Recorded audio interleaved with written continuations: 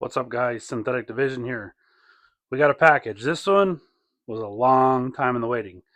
I had purchased on probably, it's got to be like 45 days almost, a Hammer Miner and a Hammer Miner DCO2 comboed with the Bitaxe from Helium Deploy.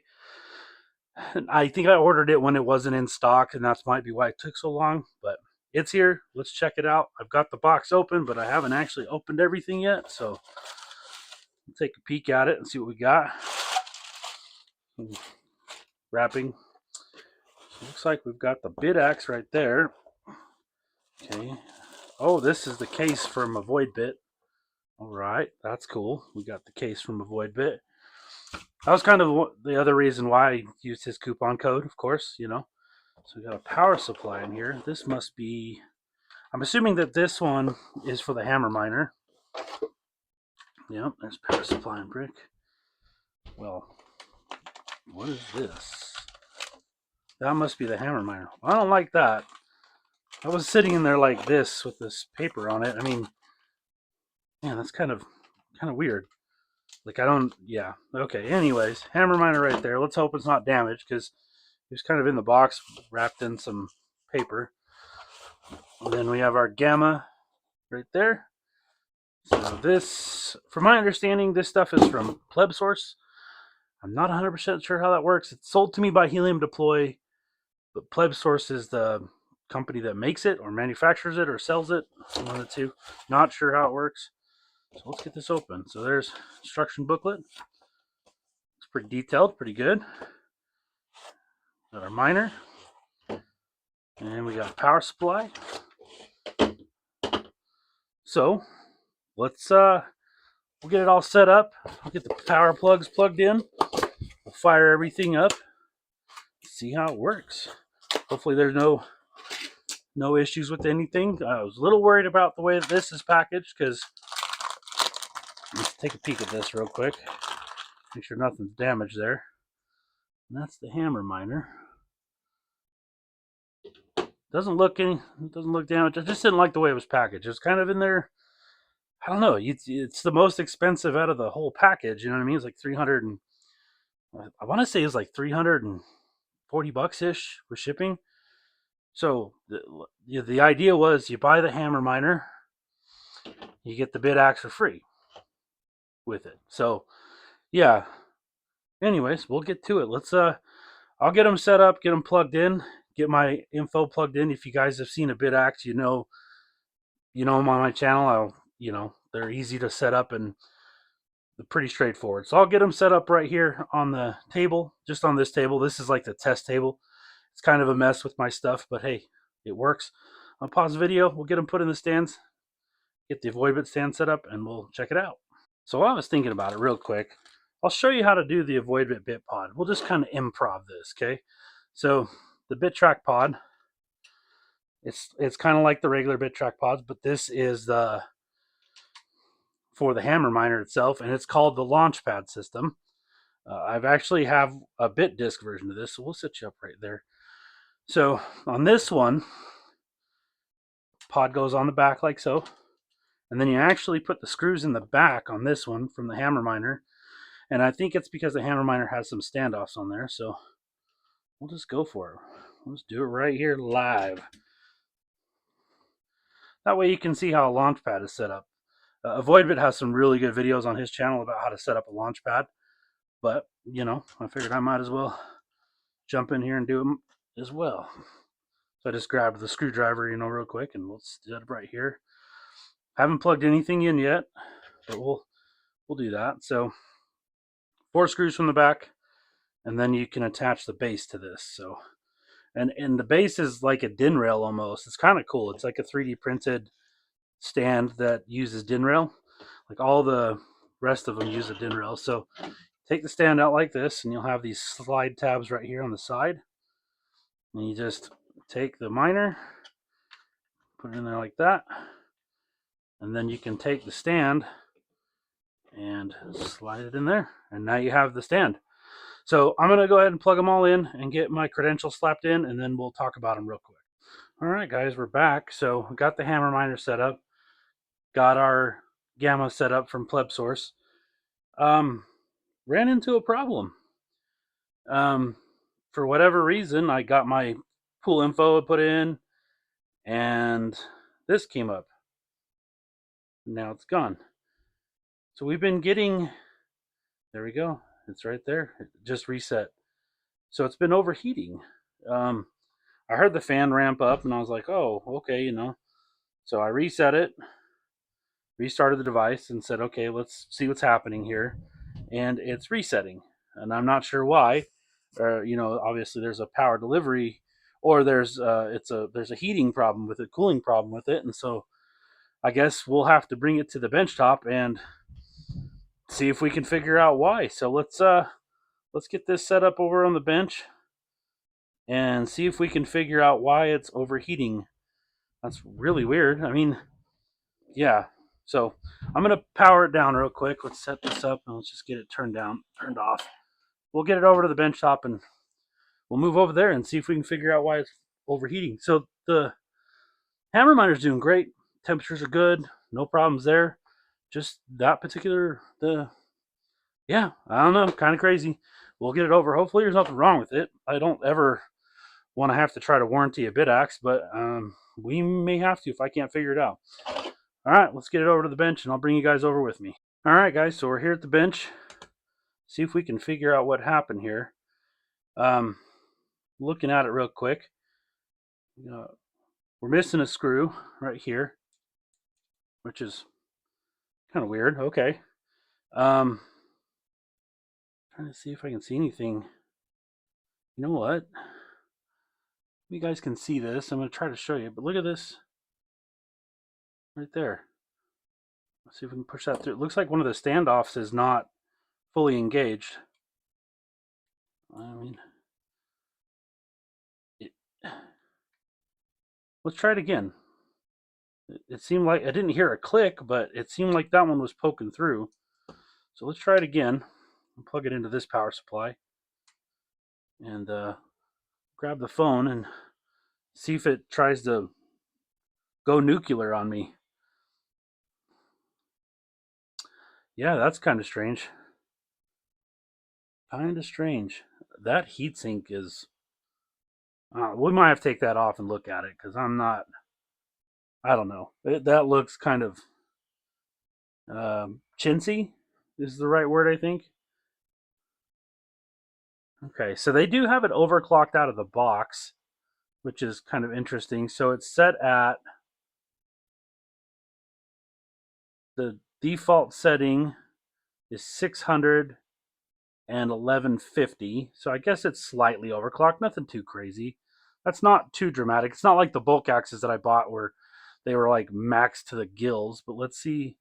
Let's make sure this responds properly to just pushing that back on. And I think what we'll do is, if it looks like it's responding properly and not just trying to go nuclear on me, I'll pull that heatsink off, because if that's got a gap in there, it's created a gap with the thermal paste too, and that could be a problem later on. So we might have to look into that. I don't expect that on a new device. You know, you buy a new device, you expect that thing to be top notch, at least in my opinion. I mean, these are, from my understanding, and I correct me if I'm wrong, but these are U.S. sourced products, are assembled. I'm not sure. Pleb Source is one I haven't looked into too much. I've seen their website, and I know they sell Bitaxes for like $79, which is cool, but that cooler is kind of less than to be desired. So yeah, now we've got a little bit better control there, if you can see that on the phone. So let's power it down and just take a look at this real quick, because I'm curious now. So I'll take the 3 screws out, the missing one.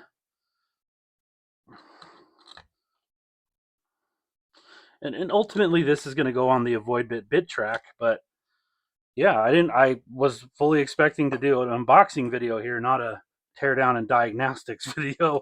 But hey, it is what it is, right? I guess we got to do what we got to do.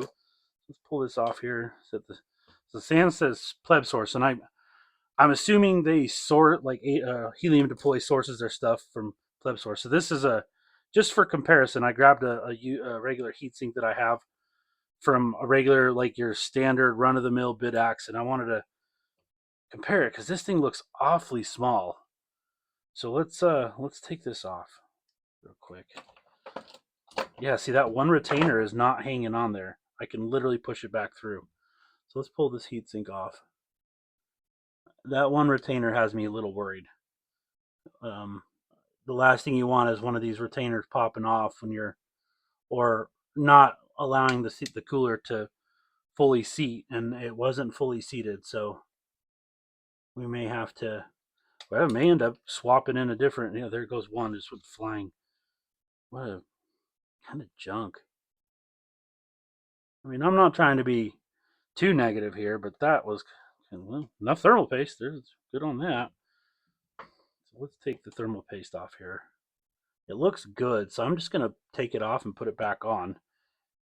There's no reason to waste it. Looks like pretty decent thermal paste. A lot of it. Can't not doubt him for that, for putting a lot of thermal paste on there. We can all appreciate a little bit of thermal paste in excess versus almost none like the bulk axes we got. Making a bit of a mess there, but I think that should be good. So yeah. Wow. Okay, hold on I gotta show you guys this. This is wild. Let's take this fan off, because you know what? I don't even think I'm going to put this heatsink back on. I'm sorry, but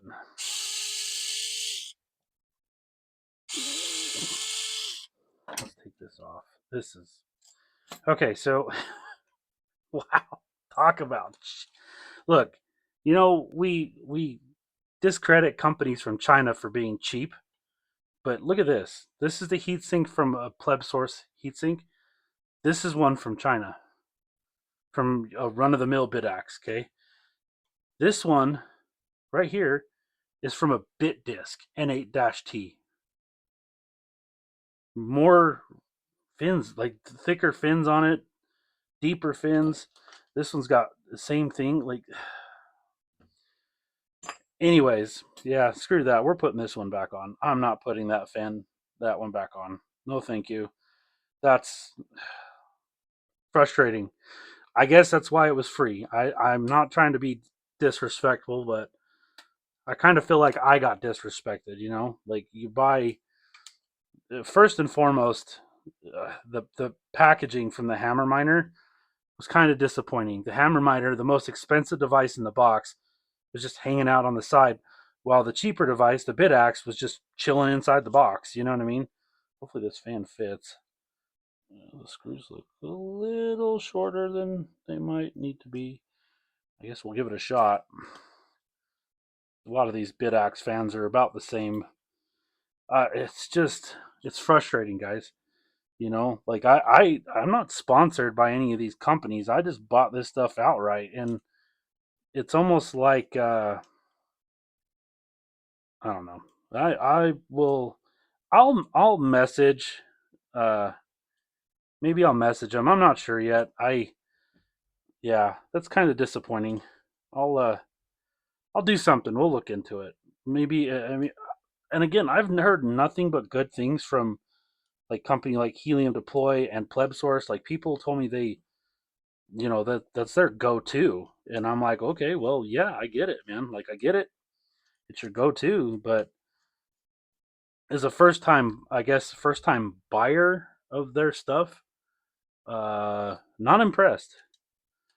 I've seen Bitaxes that cost about the same or less have a better quality.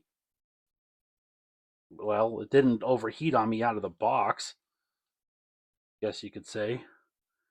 And yeah, well, that fan did fit. That works. So we'll put it back on the stand and see if it does better now than the junky heatsink. Not impressed. Not impressed with this, guys. This to me is. I mean, even these plastic spring retainers. Look at the difference between the retainers. This thing, it's no wonder it failed. It's cheap. Yeah. I don't know. Cheap bit axes, I get it. I get it. You're trying to save costs, but it's kind of frustrating because it overheated because the heatsink wasn't seated correctly. So, but I'll put this back together. We'll fire it up. We'll see what happens. It's just kind of like, wow, didn't expect that. Like I said, I was fully expecting to make a kind of like an unboxing video, maybe record something else for a setup, but it looks like I had to go into diagnostic mode first. So we'll see if that. Make sure the fan plugged in. We're good there. But yeah, that's man, that's crazy. Look at that. This is this looks like what it would be on a bit disc, honestly, but this is what came off of one, and then this one is the one that came off of a stock bit axe, just a cheaper one I got, from the. I think it actually came off a bulk axe, because if I remember right, I upgraded one of the bulk axes with a better heatsink, and yeah, see that one's already performing better. Let's look at the stats here. This is a short window, so but it came slightly overclocked. The error rate's 3.5, which isn't very good, and it overheated. Now it's running. When I just did that quick power on, it immediately jumped to 58, and with this heatsink on there, it's at 43, 44. So we're doing way better. So yeah, okay. Well, I bought this one because I got it because initially I wanted it 45 days ago, but whatever. That's beyond that. Crypto Machine Shop sent me a LAN mod to try out, and that's what this one's for. I'm gonna do a video about that. That'll be coming probably right after this, as long as this issue's fixed. So yeah, kind of crazy. Anyways, guys, yeah, I'll be doing some reviewing about doing some setup and stuff about the Hammer Miner. I'm excited to use that because it's diversifying. Got SHA 256, and now we have a script miner aside from the Doge crap box, and apparently that's supposed to be way more efficient than the Doge crap box, so that's okay. But anyways, guys, uh, thanks for watching the video. Appreciate you taking time. Have you guys had any problems like this before, where they just kind of weren't seated right, or they had this cheaper quality heatsink on there? That thing's junk. I probably won't use it. Maybe I'll use it for another tech cooler video. But yeah, let me know down in the comments what your guys' experience has been. Uh, I don't know. I'm kind of bummed out about this. Especially, I really was excited to get it, and then when I find out it's not very good, I'm kind of unhappy about that. The Hammer Miner I'm pretty happy with. We'll see. It doesn't seem like anything got damaged, but the packaging was terrible. So they'll get some strikes for that. That's kind of sucky. Anyways, guys, thanks for watching. Like and subscribe. Peace out.